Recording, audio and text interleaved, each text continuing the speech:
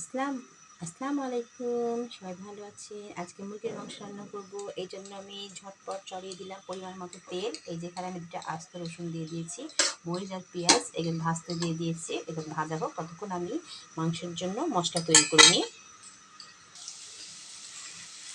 পেঁয়াজগুলো লাল হয়ে গেছে, আমি এর সাথে আলুগুলো আমি একটু ভেজে দেবো। আমার আলুগুলো ভাজা হয়ে গেছে। এবার আমি সব মশলা পেস্ট করে রেখেছি, এই মশলা পেস্টগুলো আমি দিয়ে ভালোভাবে এগুলো কষাই দেব। মাংস এবার দিয়ে দিব। আলুগুলো মশলাগুলো সব কষানো হয়ে গেছে। এবার আমি মাংসগুলো দিয়ে দিব।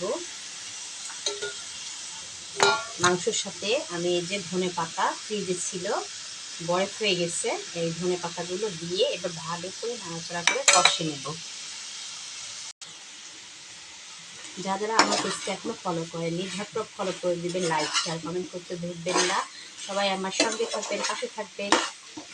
এবার আমার ভালো করে কষানো হয়ে গেলে আমি এটা পানি দিয়ে হতে দিব। এই যে আমার কষানো হয়ে গেছে, এখন আমি পরিমাণ মতো পানি দিয়ে দিব, ফুটানো পানি। আমি চুলাতে ফুটিয়ে রেখেছি, এখান থেকে আমি ফুটানো পানি তুলে দিয়ে দেবো যতটা আমার প্রয়োজন, দিয়ে এটা এখন হতে দেব।